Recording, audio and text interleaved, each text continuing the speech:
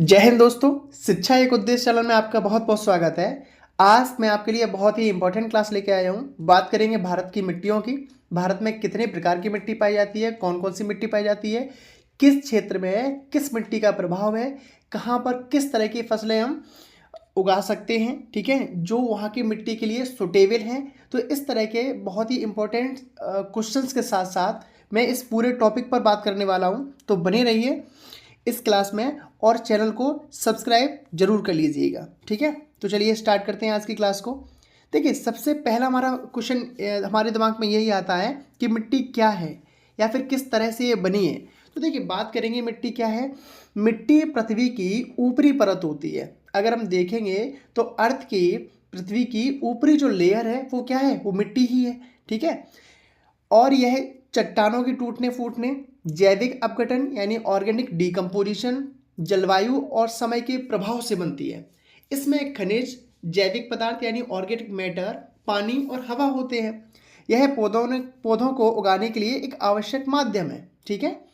बात करते हैं जैसे फॉर्मेशन की, तो इसको समझेंगे कि मिट्टी की जो बनने की जो प्रक्रिया है वो अपक्षय यानी वेदरिंग कहते हैं जिसको हम, जिसमें चट्टानें जो हैं लंबे समय तक सूर्य, वर्षा, हवा या फिर जीव जंतुओं के प्रभाव से धीरे धीरे टूटती रहती हैं, है ना। और वो जो टूटना उसका जो प्रोसेस चलता रहता है, महीन कणों में बदल जाती है। इसमें हजारों साल लग जाती हैं। ये कोई ऐसा प्रोसेस नहीं है जो बहुत कम समय में हुआ हो, ठीक है। तो ये प्रोसेस कंटिन्यू चलता रहता है और इस प्रोसेस के चलने से ही कहीं ना कहीं सॉइल का फॉर्मेशन हुआ है, मिट्टी का निर्माण हुआ है। बात कर लेते हैं जरा मिट्टी निर्माण में शामिल जो घटक हैं, कंपोनेंट है, उसकी बात करेंगे। तो जैसे खनिज लवण है, मिनरल्स पार्टिकल, बालू, गाद, चिकनी मिट्टी, है ना। जैविक पदार्थ जैसे सड़े गले पौधे और जानवरों से बनी जैविक सामग्री, पानी और हवा, इस तरह के जो घटक हैं ये मिट्टी में शामिल होते हैं। तो चलिए स्टार्ट करते हैं मिट्टी के प्रकार की, है ना। मिट्टी को मुख्यतः 6 प्रकार में डिवाइड किया गया है। कितने प्रकार में? 6 प्रकार में, ठीक है। भारत में बात कर रहे हैं इस टाइम, ठीक है। तो भारत में मुख्यतः मिट्टियों के जो प्रकार है वो 6 प्रकार है, ठीक है। तो बात करेंगे जलोढ़ मिट्टी, काली मिट्टी, लाल मिट्टी, पीली मिट्टी जिसको येलो सॉइल बोलते हैं, बलुई मिट्टी, सैंडी सॉइल, डेजर्ट सॉइल, पर्वतीय मिट्टी जिसको माउंटेन सॉइल बोलते हैं। अच्छा, इसके अलावा भी कुछ और भी मिट्टियां हैं, ठीक है, जिनके बारे में हम बात कर लेते हैं। जिसमें दलदली मिट्टी आ जाती है, मर्सी सॉइल, क्षारी या फिर सोडिक मिट्टी, एल्कलाइन सोडिक सॉइल, लवड़ी मिट्टी या फिर लेटेराइट मिट्टी, ठीक है। तो चलिए एक एक करके इनको हम डिफाइन करते हैं, समझते हैं। सबसे पहले हम बातचीत करेंगे जलोढ़ मिट्टी की। तो बात आती है जलोढ़ मिट्टी की। जलोढ़ मिट्टी क्या है? भारत की सबसे उपजाऊ मिट्टियों में इसका नाम आता है, ठीक है। अगर बात करेंगे भारत की सबसे उपजाऊ मिट्टी की, तो ये जलोढ़ मिट्टी भारत की सबसे उपजाऊ और व्यापक रूप से फैली हुई मिट्टी है। ऐसा क्यों है? क्योंकि 45% पर भारत के लगभग यही मिट्टी का प्रभाव है, ठीक है। इसका निर्माण नदियों द्वारा लाए गए कणों के जमा होने से होता है। यह मिट्टी विशेष रूप से गंगा, ब्रह्मपुत्र, सतलज, यमुना और उनकी सहायक नदियों के मैदानी क्षेत्र में पाई जाती है। समझिए इस चीज़ को, ठीक है। तो अच्छा, इसको डेफिनेशन की जब आप बात करेंगे कि भाई क्या परिभाषा है, क्या समझेंगे कि जलोढ़ मिट्टी क्या होती है, तो हम समझ सकते हैं जलोढ़ मिट्टी वह मिट्टी है जो नदियां अपने उद्गम से बहते हुए रास्ते में चट्टानों के कटाव से प्राप्त कणों को नीचे की ओर बहाकर अपने डेल्टा या मैदान में जमा करती है। यानी जब भी नदियां बहकर आती हैं तो उनके साथ में जो मिट्टी आती है चट्टानों के कटने से, आसपास के जो मिट्टी है टूट फूटने से, ठीक है, वो जो इकट्ठी हो जाती है गाद के रूप में, वही मिट्टी क्या कहलाती है? जलोढ़ मिट्टी कहलाती है। इसका जो निर्माण की प्रक्रिया जो है ना, उसके बारे में जब बात करेंगे कि जब नदियाँ पहाड़ों से देखिए नीचे उतरती हैं, नीचे बहती हैं मैदानी क्षेत्रों में, तो सीधे सब आता है कि पानी जो है वो आप आसपास के जो क्षेत्र है उससे टकराएगा, ठीक है। तो जो चट्टानें आसपास हैं उनसे टकराते हुए पानी, वो मिट्टी जो है ना आसपास की जो चट्टानें हैं वो टूट जाती हैं, ठीक है। तो टूटने से जो रेत, गाद, सिल्ट जो भी है, बालू है, उस फॉर्म में ही वो क्या है, वही हमारी क्या है, जलोढ़ मिट्टी है, ठीक है। बात करेंगे ये कण धीरे धीरे नदियों के किनारे और तले में जमा होते रहते हैं। समय के साथ इन जमा हुई परतों से जलोढ़ मिट्टी बन जाती है। अब बात करेंगे इसके मुख्य क्षेत्र कौन कौन से हैं जलोढ़ मिट्टी के। तो बात करेंगे गंगा ब्रह्मपुत्र का जो मैदान है, ठीक है, जो उत्तर भारत का जो पूरा गंगा ब्रह्मपुत्र, इसके साथ साथ इसकी जो भी सहायक नदियां हैं, ठीक है, सतलज यमुना दोआब क्षेत्र, तटीय मैदान जिसमें गुजरात उड़ीसा पश्चिम बंगाल आ जाता है, महानदी गोदावरी कृष्णा और कावेरी नदी घाटियाँ यानी दक्षिण भारत का कुछ भाग, ये टोटली क्षेत्र जिनके बारे में बातचीत की है ये मुख्य क्षेत्र है किसके, जलोढ़ मिट्टी के। समझिएगा इस चीज़ को, ठीक है। अब बात करेंगे इसकी क्या विशेषताएं क्या है, क्या इसकी क्वालिटीज़ हैं, क्या इसके गुण हैं। तो समझिएगा इसको कि रंग जो है ना जलोढ़ मिट्टी का हल्का पीला से लेकर गहरा भूरा, ठीक है, यानी अलग अलग क्षेत्र में थोड़ा बहुत डिफरेंस आपको देखने को मिल सकता है। बनावट क्या होती है, महीन से मध्यम कणों वाली और कभी कभी मोटे कण, ठीक है। जल धारण क्षमता इसकी उच्च होती है। उपजाऊपन अत्यधिक उपजाऊपन होता है, ठीक है, बहुत इंपॉर्टेंट है। इसलिए अगर फसल के नज़रिए से देखा जाए तो बहुत इंपॉर्टेंट है, क्योंकि ये इसमें उपजाऊ क्षमता जो इसकी है वो बहुत ज़्यादा होती है, ठीक है। किसी भी फसल को हम जब इसमें उगाते हैं तो उससे हमको एक अच्छा कह सकते हैं कि आउटपुट मिलता है, ठीक है। नाइट्रोजन की मात्रा इसमें कम होती है। पोटास और फास्फेट की मात्रा इसमें पर्याप्त मात्रा होती है। चूना कैल्शियम भी इसमें उपस्थित होता है, ठीक है, समझेंगे इस चीज़ को। अच्छा, बात करेंगे फिर इसके प्रकार की। जलोढ़ मिट्टी को भी दो प्रकार से डिवाइड किया गया है, यानी दो भागों में डिवाइड किया है। एक को बोलते हैं खादर और दूसरे को बोलते हैं बांगर। देखिए खादर जो है ना वो कह सकते हैं एक तरह की नई मिट्टी है। कैसी है, नई मिट्टी। और पुरानी मिट्टी को हम बोल देते हैं बांगर, ठीक है ना।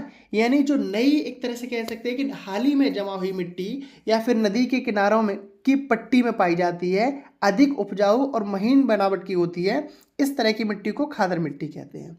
और पुरानी जलोढ़ मिट्टी नदी से दूर ऊंचाई वाले क्षेत्रों में मोटी कभी कभी चिकनी परत वाली इस तरह की मिट्टी को बांगर मिट्टी कहते हैं। अब बात करेंगे कि ये जलोढ़ मिट्टी जो है ना वो किस तरह की फसलों के लिए उपयुक्त है। तो देखिए गेहूँ, चावल, गन्ना, मक्का, दलहन, तिलहन या फिर सब्जियां, इस तरह की जितनी भी फसलें हैं इसके लिए ये जलोढ़ मिट्टी बहुत ही उपयुक्त है, ठीक है, समझिएगा जरा।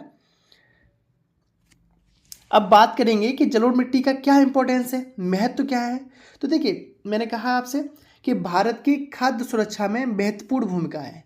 क्यों है, क्योंकि 40% से अधिक कृषि उत्पादन इस मिट्टी पर निर्भर है और अत्यधिक सिंचाई और उर्वरकों से उपज और बढ़ाई जा सकती है इसमें, ठीक है। अच्छा, इसमें समस्या क्या है फिर, जलोढ़ मिट्टी में भाई कोई ना कोई समस्या तो होगी इसमें भी, है ना। तो अत्यधिक सिंचाई से एक तो लवणता की समस्या आ जाती है, नाइट्रोजन की कमी है और कभी कभी कटाव की समस्या आ जाती है, ठीक है। तो चलिए अब नेक्स्ट मिट्टी की बात करेंगे जो है काली मिट्टी। कौन सी है, काली मिट्टी, जिसे अंग्रेजी में हम क्या बोलते हैं, ब्लैक सॉइल बोलते हैं। जब देखिए बात करेंगे काली मिट्टी की तो अब समझेंगे कई क्षेत्रों में इसको रेगुलर मिट्टी भी कहा जाता है। भारत की एक प्रमुख मिट्टी यह है और यह विशेष रूप से कपास की खेती के लिए उपयुक्त मानी जाती है, ठीक है।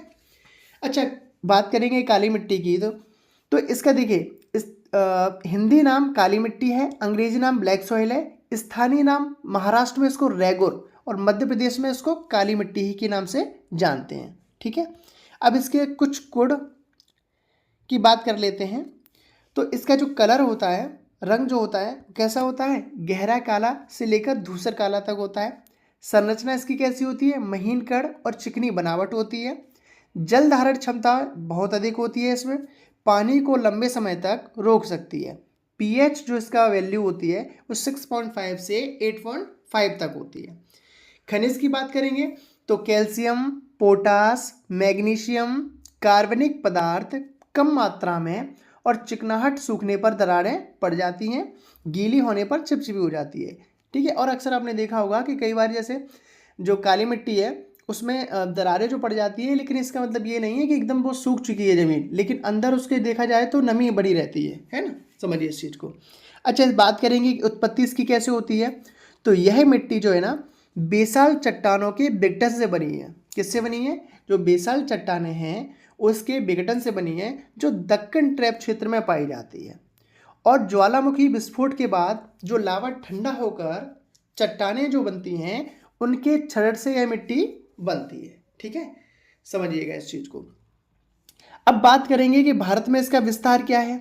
तो समझिए, भारत में इसका विस्तार क्या है। महाराष्ट्र, विदर्भ हो गया, मराठवाड़ा, पश्चिमी महाराष्ट्र, मध्य प्रदेश या फिर निमोर क्षेत्र, गुजरात, सौराष्ट्र, काठियावाड़ा, आंध्र प्रदेश और तटीय और तेलंगाना क्षेत्र, कर्नाटक, उत्तर कर्नाटक का पठारी क्षेत्र, ये सारे क्षेत्र में लगभग ये पाई जाती है काली मिट्टी। ठीक है, ध्यान रखिएगा। अब बात करेंगे कि भाई किस तरह की खेती के उपयोग, मतलब किस तरह की खेती में उपयोग में लाई जाती है। तो समझेंगे इस चीज़ को। देखिए, कपास सबसे उपयुक्त फसल है काली मिट्टी के लिए, इसलिए इसे कॉटन सॉइल भी कहते हैं। अच्छा, इसके अलावा ज्वार बाजरा है ना, इसकी भी अच्छी उपज होती है। गन्ना, तिलहन, दलहन और जैसे मूंगफली, अरहर, चना, सब्जियां भी कुछ स्थानों पर इस मिट्टी में उगाई जाते हैं। ठीक है, बात करेंगे भाई काली मिट्टी से क्या क्या लाभ हैं। तो देखिए, एक तो पानी को लंबे समय तक रोकने की क्षमता होती है इसमें, गहरी जड़ वाली फसलों के लिए उपयुक्त मानी जाती है और गर्मियों में भी नमी युक्त बनी रहती है। ठीक है, बात करेंगे भाई काली मिट्टी में फिर कमी क्या है। तो एक तो ये है कि सूखे में दरारें पड़ती हैं, जिससे नमी जल्दी खत्म हो जाती है ना, और भारी वर्षा में जल जमाव की समस्या आ जाती है। इसके अलावा उर्वरता सीमित होती है, इसलिए खाद और उर्वरकों की आवश्यकता पड़ती है, जिससे कि फसल अच्छी मिले। ठीक है, अब बात कर लेते हैं कि क्या सुधार के उपाय हैं इसमें कुछ काली मिट्टी में। तो समझ लेते हैं कि सिंचाई प्रबंधन से और संगठित जल निकास प्रणाली से, हरी खाद, जैविक खाद का प्रयोग से। ठीक है, ये सारी चीज़ें। अब इसके बाद बात करेंगे हम, नेक्स्ट मिट्टी हमारी है लाल मिट्टी। लाल मिट्टी की बात करेंगे। देखिए, थर्ड नंबर आ जाता है लाल मिट्टी जो है ना। देखिए, सबसे पहली बात करेंगे कि इसमें लाल जो रंग होता है वो किसकी वजह से होता है। मिट्टी में आयरन ऑक्साइड की अधिक मात्रा के कारण इसमें लाल रंग होता है। ठीक है, और समझेंगे इसका जो कलर है लाल, जैसे पीला लाल, गहरा लाल, कहीं कहीं भूरे रंग की छाया, ये अलग अलग क्षेत्रों में अलग अलग थोड़ी थोड़ी डिफरेंस कलर की पाई जाती है, लेकिन फिर भी इसको हम क्या है प्रॉपर तरीके से लाल मिट्टी ही बोलते हैं। ठीक है, बात करेंगे इसके भौतिक या रासायनिक गुण की। तो समझिए इस चीज़ को, बनावट जो है ना वो दोमट से बलुई होती है, सैंडी टू लोमी। जलधारण क्षमता इसकी मध्यम से कम होती है। उर्वरता सामान्यतः कम, लेकिन सुधार संभव है ना। और पीएच वैल्यू को जब बात करेंगे तो 5.5 से 7.0 इसकी पीएच वैल्यू होती है। जब खनिज की बात करते हैं, मिनरल्स की बात करते हैं, तो देखिए आयरन ऑक्साइड जो है ना, लो ऑक्साइड प्रचुर मात्रा में होता है इसमें, लेकिन नाइट्रोजन, फास्फोरस और ह्यूमस की कमी पाई जाती है इस मिट्टी में। अब बात करते हैं कि भाई लाल मिट्टी की उत्पत्ति किस तरीके से हुई है। तो यह मिट्टी ग्रेनाइट, ग्नीस और अन्य प्राचीन क्रिस्टलीय चट्टानों के अपक्षय से बनी है, ऐसा माना जाता है। अच्छा, इसका जो विकास है गर्म और शुष्क जलवायु में अधिक होता है। अब बात कर लेते हैं कि भारत में इसका विस्तार कहाँ पर है, कौन कौन से राज्य क्षेत्र में है। तो समझेंगे कि तमिलनाडु लगभग पूरा राज्य, कर्नाटक दक्षिणी भाग, आंध्र प्रदेश तटीय और रायलसीमा क्षेत्र, ओडिशा पश्चिमी क्षेत्र, झारखंड, छत्तीसगढ़ पठारी क्षेत्र, महाराष्ट्र के कुछ पूर्वी जिले। इसके अलावा मध्य प्रदेश में भी जैसे बुंदेलखंड है, बिंद क्षेत्र है, पश्चिम बंगाल का पुरुलिया, बांकुरा आदि जिले, ये इन क्षेत्रों में इसका विस्तार है। ठीक है, समझिएगा लाल मिट्टी का। अब बात कर लेते हैं कि भाई खेती के लिए किस तरह ये उपयोगी है। तो समझेंगे जैसे फसलें ज्वार, बाजरा, मक्का, ठीक है, चना, मूंग, अरहर, इस तरह के जो है ना दलहनें अच्छी होती हैं और कम वर्षा वाले क्षेत्रों में ये उपयुक्त है। बात करेंगे कपास, तिलहन, मूंगफली, सूरजमुखी, ये विशेष रूप से मतलब इसमें उगाई जाती है। ठीक है कि नहीं। अच्छा, धान, गन्ना, सब्जियां, सिंचाई ये उपलब्ध होने पर उपजाऊ है।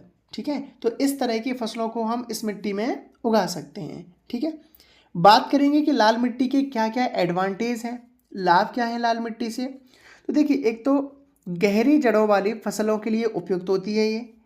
लोह युक्त मिट्टी कुछ पोषक तत्व स्वतः उपलब्ध हो जाते हैं इस मिट्टी में। जल निकासी अच्छी होने के कारण वर्षा का जो जल है वो जल्दी से बह जाता है और कम जल जमाव होता है। लेकिन कमी भी है इसमें कुछ, तो कमी की बात करेंगे। एक तो ये है कि उर्वरता कम होती है इसमें, यानी नाइट्रोजन, फास्फोरस और जैविक पदार्थों की कमी पाई जाती है इस मिट्टी में। और सूखा प्रभावित क्षेत्रों में जल्दी सूख जाती है, क्योंकि जल इससे जल्दी निकल जाता है, इसलिए ये सूख जाती है। और अम्लीय होने से कई बार फसल वृद्धि पर प्रभाव पड़ता है। ठीक है, समझिएगा इस चीज़ को। नेक्स्ट बात करेंगे लैटेराइट मिट्टी की। तो आप समझिएगा, लैटेराइट मिट्टी का नाम जो है ना, वो लैटिन शब्द लैटर से आया है। किससे आया है? लैटिन से, जिसका अर्थ होता है ईंट। अर्थात यह मिट्टी सूखने पर इतनी कठोर हो जाती है कि ईंट की तरह दिखने लगती है। भारत में यह मिट्टी मुख्यतः उच्च वर्षा वाले उष्णकटिबंधीय क्षेत्रों में पाई जाती है। ठीक है, अब और समझिएगा लैटेराइट मिट्टी के बारे में कि इसका जो हिंदी नाम है वो लैटेराइट मिट्टी है, अंग्रेजी नाम भी इसका लैटेराइट है। और रंग जो इसका होता है वो लाल, गेरुआ, भूरा कलर होता है। रंग का कारण क्या होता है? इसमें भी मिट्टी में लोह ऑक्साइड और एल्यूमिनियम ऑक्साइड की अधिक मात्रा है, इसकी वजह से इसका जो कलर है वो भी लगभग लाल, गेरुआ या भूरा जैसा होता है। ठीक है, बात करेंगे लैटेराइट मिट्टी की उत्पत्ति की। तो लैटेराइट मिट्टी की उत्पत्ति का माना जाता है कि इसका निर्माण उष्णकटिबंधीय क्षेत्रों में भारी वर्षा और उच्च तापमान के कारण चट्टानों के अत्यधिक अपक्षय से होता है। इस प्रक्रिया में मिट्टी से सिलिका, चूना, पोटास आदि बह जाते हैं और लोहा तथा एल्यूमिनियम जैसे खनिज रह जाते हैं। बात करेंगे इसके भौतिक और रासायनिक गुण की, इसकी प्रॉपर्टीज़ की बात करेंगे तो समझेंगे इसकी संरचना जो है ना किस तरह की है। मोटे कण वाली है, झरझरी, गैर चिपचिपी है। जल धारण की क्षमता इसमें बहुत कम होती है। उर्वरता अत्यधिक कम होती है लैटेराइट मिट्टी में। पीएच वैल्यू इसकी एसिडिक है। खनिज तत्व में अगर बात करेंगे तो लोह ऑक्साइड और एल्यूमिनियम ऑक्साइड प्रचुर मात्रा में है, लेकिन पोटास, फास्फोरस की कमी पाई जाती है। बात करेंगे भारत के राज्य क्षेत्र जहाँ पर ये पाई जाती है तो समझेंगे केरल का पश्चिमी घाट, कर्नाटक, दक्षिण पश्चिमी क्षेत्र तमिलनाडु, शिलाखंडी क्षेत्र महाराष्ट्र, पश्चिम बंगाल, ओडिशा, आंध्र प्रदेश। ठीक है, इन राज्यों में लगभग ये पाई जाती है। ठीक है, अब बात कर लेते हैं कि भाई खेती में किस तरह से इसको उपयोग में लाते हैं। तो समझेंगे इस चीज़ को। यह मिट्टी प्राकृतिक रूप से उपजाऊ नहीं होती, लेकिन यदि उर्वरक और चूना मिलाया जाए तो उपयोगी बन सकती है, जिससे कि हम कुछ फसलों के लिए लाभ उठा सकते हैं, जैसे कि चाय, कॉफ़ी, काजू, तंबाकू, नारियल, सुपारी या फिर अनानास, रबर।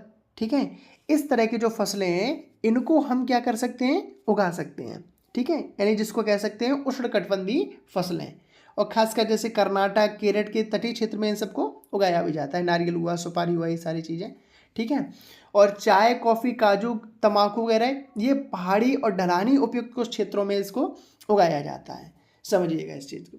ठीक है, बात करेंगे इसके एडवांटेज की, लाभ की बात करेंगे इस मिट्टी के। तो कुछ पहाड़ी क्षेत्रों में उपयोगी है, विशेषकर चाय कॉफ़ी के लिए, क्योंकि चाय कॉफ़ी क्या है, देखो आप समझेंगे जैसे आसाम है, मेघालय, यहाँ पे तो बारिश यहाँ पे ज़्यादा होती है। अच्छा, ये मिट्टी बारिश को कम पकड़ती है, तो बारिश का पानी वहाँ पे ठहरता नहीं है, जिससे कि आराम से इन फसलों को उगाया जा सकता है।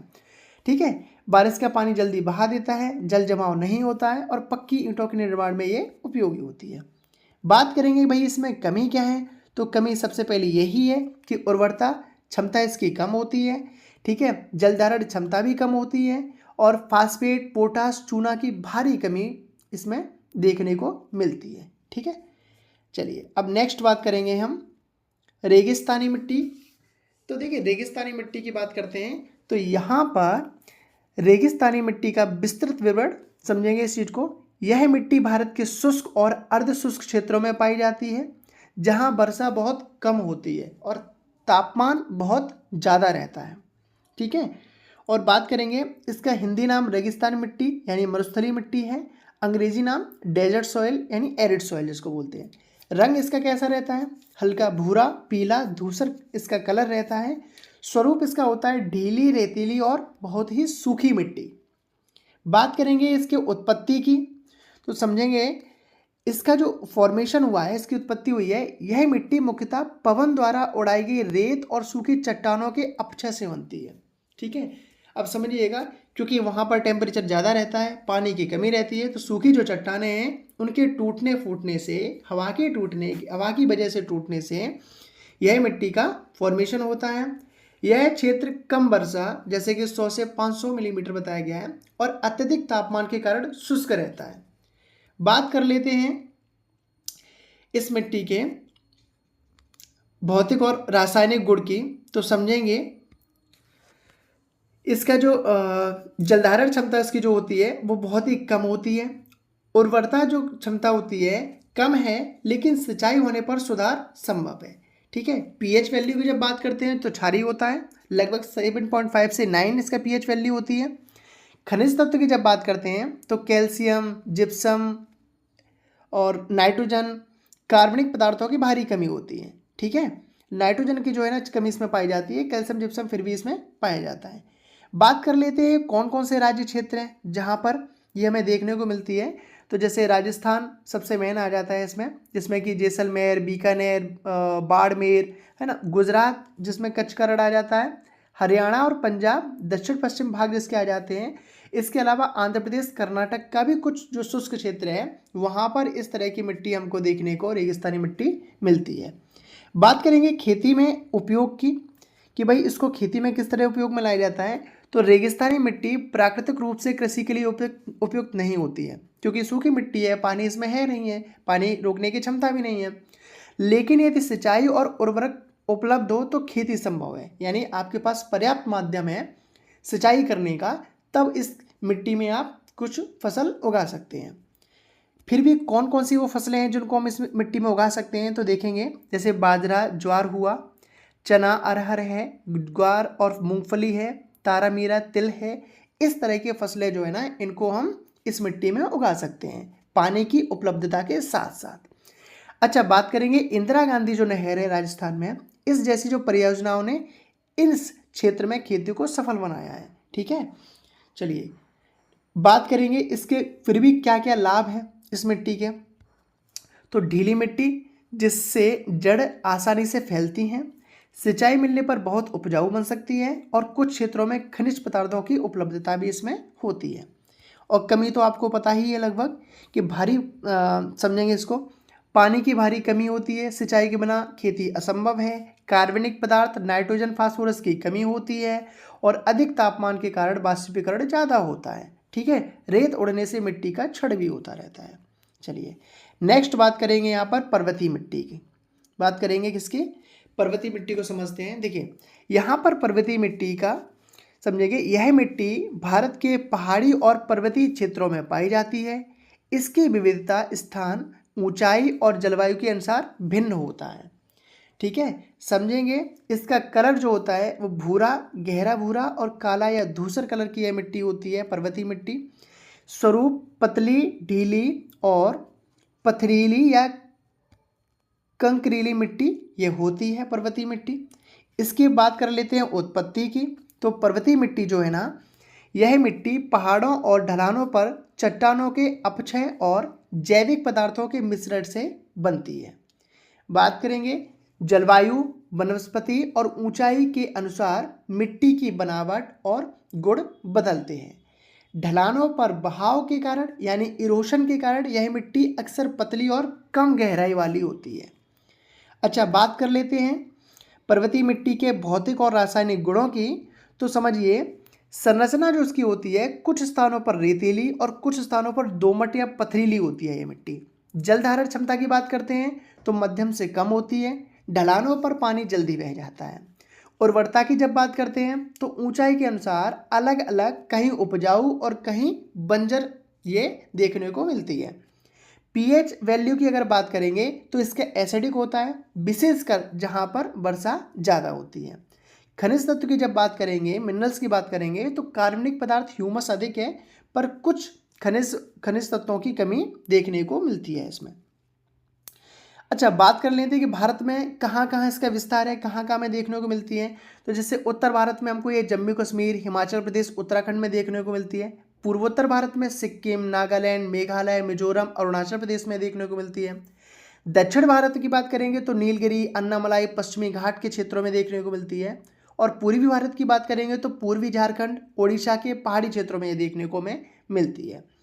खेती में इसका किस तरह से उपयोग करते हैं तो उसको भी समझेंगे, किस तरह से उपयोग में लाई जा सकती है। तो पर्वतीय मिट्टी का उपयोग ढलान और सीढ़ीदार जो खेती है ना उसके माध्यम से किया जा सकता है या फिर किया जाता है। अच्छा, बात कर लेते हैं वह कौन कौन सी फसलें हैं जिसमें इस मिट्टी का उपयोग इस मिट्टी को उपयोग में लाया जाता है। तो चाय, कॉफ़ी, है ना, सेब, नाशपाती, खुबानी, मक्का, आलू, गेहूँ, अदरक, हल्दी, मसाले, इस तरह के जो फसलें हैं इनके लिए इसको उपयोग में लाया जा सकता है। और इसके जो क्षेत्र मैंने आपको पहले ही बता दिए, अदरक, हल्दी, मसाले की बात करेंगे तो जैसे पूर्वोत्तर भारत में, चाय कॉफ़ी की बात करेंगे और नीलगिरी, दार्जिलिंग, असम में देखने को मिलती है इस तरह की फसलें। और सेब, नाशपाती, खुबानी की फसलें कश्मीर, हिमाचल और उत्तराखंड में देखने को मिलती हैं। बात कर लेते हैं फिर भी इससे लाभ क्या क्या है इस मिट्टी से। तो देखिए, कुछ क्षेत्रों में जैविक पदार्थों से भरपूर होती हैं ये और ठंडी जलवायु वाली फसलों के लिए उपयुक्त होती हैं। अच्छा, वनस्पति आवरण अच्छा होने से मिट्टी पुनः बनती रहती है, यानी इसका रीफॉर्मेशन होता रहता है। चलिए नेक्स्ट बात कर लेते हैं इसकी कमियां क्या क्या हैं। तो देखो, एक तो ढलानों पर कटाव की समस्या रहती है, यानी सोइल इरोशन कंटिन्यू बना रहता है।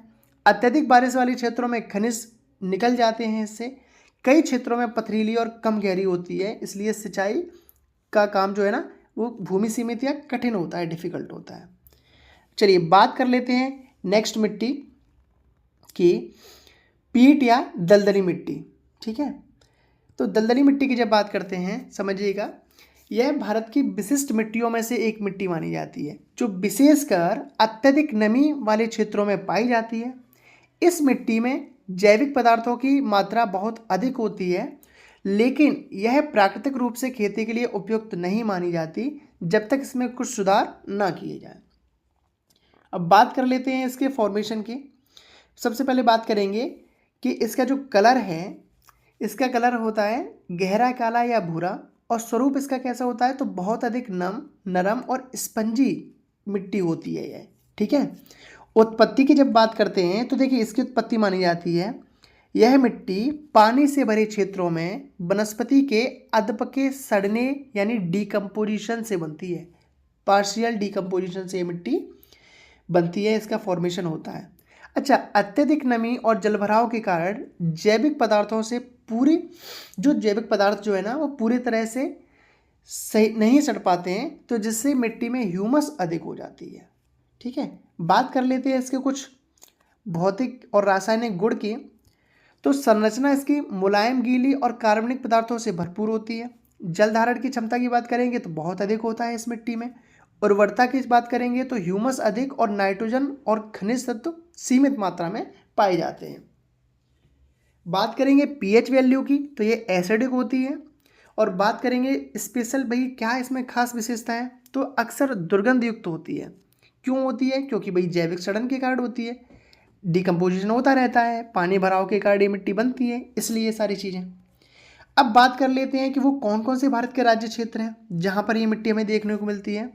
तो केरल, पश्चिम बंगाल जिसका सुंदरवन दलदली क्षेत्र, बिहार का चंपारण क्षेत्र, उड़ीसा का तटीय दलदली क्षेत्र, असम और पूर्वोत्तर के ब्रह्मपुत्र घाटी के कुछ क्षेत्र और तमिलनाडु का तटीय क्षेत्र, इन क्षेत्रों में हमें यह मिट्टी देखने को मिलती है। फिर बात कर लेते हैं कि खेती में इसको किस तरह से उपयोग में लाया जाता है। तो समझिए, यह मिट्टी प्राकृतिक रूप से खेती के लिए उपयुक्त नहीं होती, लेकिन सुधार के बाद इसमें कुछ फसलें उगाई जा सकती हैं, जिसमें कि धान है, गन्ना है, नारियल है, जूट है। ठीक है, इस तरह की फसलों को हम इसमें उगा सकते हैं। अब बात करेंगे कि भाई इस मिट्टी के लाभ क्या है। तो समझिए, एक तो ह्यूमस की मात्रा इसमें अधिक होती है जो मिट्टी को जैविक रूप से समृद्ध बनाती है। अच्छा, जल के लंबे समय तक संचित रखने की क्षमता ही होती है इसमें, और कुछ खास फसल जैसे धान के लिए उपयुक्त होती है, क्योंकि धान के लिए काफ़ी पानी की मात्रा चाहिए होती है और इसमें जल धारण करने की क्षमता जो होती है वो बहुत अधिक होती है। कमी क्या है इसकी, तो कमी है अत्यधिक अम्लीयता है, जल भराव के कारण सामान्य फसलों के लिए अनुपयुक्त हो जाती है। ठीक है, दुर्गंध इसमें आती रहती है, जैविक पदार्थों के सड़न के कारण इसमें दुर्गंध बनी रहती है, और सूखने पर यह मिट्टी कड़ी और दरारों वाली हो जाती है। अच्छा, कम खनिज तत्व होते हैं, नाइट्रोजन फास्फोरस जैसे तत्वों की इसमें कमी होती है। ठीक है, अब बात कर लेते हैं कुछ इंपॉर्टेंस इसमें फैक्ट दिए गए हैं कि भाई मिट्टी का महत्व क्या है। तो समझिए इस चीज़ को। सबसे पहले फसल उगाने के लिए एक माध्यम मिट्टी होती है। जल का संग्रह और शुद्धिकरण करने में भी मिट्टी का इम्पोर्टेंट रोल होता है। जैव विविधता जो है ना, बायोडाइवर्सिटी, इसका संरक्षण, कंजर्वेशन के लिए भी इम्पोर्टेंट मिट्टी ही होती है। और पर्यावरणीय संतुलन बनाए रखने के लिए भी कहीं ना कहीं सॉइल ही इम्पोर्टेंट होती है। अब चलिए इसके कुछ क्वेश्चंस कंप्लीट कर लेते हैं हम लोग। ठीक है, समझेंगे इस चीज़ को। जैसे फर्स्ट क्वेश्चन है, भारत में सबसे अधिक पाई जाने वाली मिट्टी कौन सी है? भारत में सबसे अधिक पाई जाने वाली मिट्टी कौन सी है? काली मिट्टी, जलोढ़ मिट्टी, लाल मिट्टी या फिर बलुई मिट्टी? तो इसका राइट आंसर हो जाता है ऑप्शन नंबर बी, जलोढ़ मिट्टी। लगभग 40 से 45% तक ये जलोढ़ मिट्टी पाई जाती है। तो क्वेश्चन नंबर फर्स्ट का आंसर क्या हो जाएगा? बी हो जाएगा। नेक्स्ट क्वेश्चन की बात करेंगे। नेक्स्ट क्वेश्चन है, काली मिट्टी को अन्य किस नाम से जानते हैं? काली मिट्टी को लाल मिट्टी के नाम से जानते हैं, रेगुर मिट्टी के नाम से जानते हैं, जलोढ़ मिट्टी के नाम से जानते हैं या फिर पीली मिट्टी के नाम से जानते हैं? तो इसका राइट आंसर हो जाएगा ऑप्शन नंबर बी, रेगुर मिट्टी। काली मिट्टी को किस नाम से जानते हैं? रेगुर मिट्टी के नाम से जानते हैं। ठीक है, चलिए नेक्स्ट क्वेश्चन देखेंगे। लाल मिट्टी का रंग लाल क्यों होता है? ऑप्शन है कॉपर के कारण, आयरन ऑक्साइड के कारण, सल्फर के कारण या सिलिका के कारण? तो इसका भी राइट आंसर हो जाएगा ऑप्शन नंबर 2, आयरन ऑक्साइड की वजह से लाल मिट्टी का जो कलर है वो कैसा होता है? रेड होता है। कैसा होता है? रेड होता है। नेक्स्ट क्वेश्चन देखेंगे, कपास की खेती के लिए कौन सी मिट्टी उपयुक्त होती है? लाल मिट्टी, काली मिट्टी, जलोढ़ मिट्टी या फिर बलुई मिट्टी? तो ये बहुत ही इंपॉर्टेंट और फेमस क्वेश्चन है। इसका भी आंसर ऑप्शन नंबर बी हो जाएगा। काली मिट्टी जो है ना, वो कपास के लिए बहुत ही उपयुक्त मानी जाती है। ठीक है, नेक्स्ट क्वेश्चन देखेंगे, जलोढ़ मिट्टी किसके द्वारा लाई जाती है? नदियों के द्वारा, हवा के द्वारा, मनुष्यों के द्वारा या फिर ज्वालामुखी के द्वारा?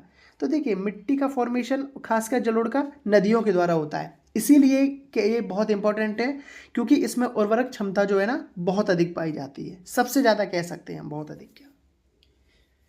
इसके बाद हमारा नेक्स्ट क्वेश्चन जो है ना, कि मिट्टी की उपजाऊ शक्ति बढ़ाने में कौन सहायता करता है? कंकड़, ह्यूमस, प्लास्टिक या फिर चूना? तो इसका राइट आंसर हो जाता है ऑप्शन नंबर बी, यानी जैविक पदार्थ जो होते हैं ना, ह्यूमस, यही मिट्टी की उपजाऊ शक्ति को बढ़ाने में सहायता करते हैं।